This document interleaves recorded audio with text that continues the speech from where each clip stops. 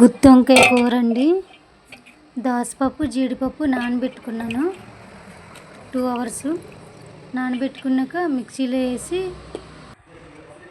Grind చేసుకున్నాను. తర్వాత చింతపండు, కారం, పసుపు, వేరే దాంట్లో గరం మసాలా, మసాలా దినుసులు వేసుకున్నాను. అది కూడా మిక్స్ చేసుకున్నాను.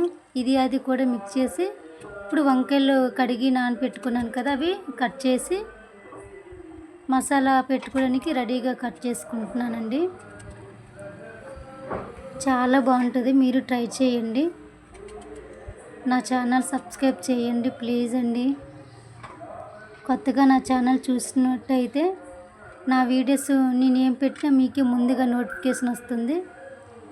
కుకింగ్ రాని వాళ్ళైతే మీరు కొంచెం వాళ్ళకి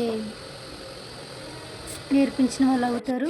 ఆయిల్ వేడెక్కాక మసాలా పెట్టిన వంకాయలు ఆయిల్లో వేసి బాగా ఉడికాక తీసేసి వేరే కళాయిలో జీలకర్ర, పోపులు, మినపప్పు, ఎండుమిర్చి, పచ్చిమిర్చి, కూరకు సరిపడా కరివేపాకు వేసుకొని కలపాలి. కలిపాక మనం రెడీ పెట్టుకున్న ఇందాక మసాలా పేస్టు, చింతపండు పేస్టు, జీడిపప్పు, దోసపప్పు పేస్ట్ వేసి బాగా కలపాలి.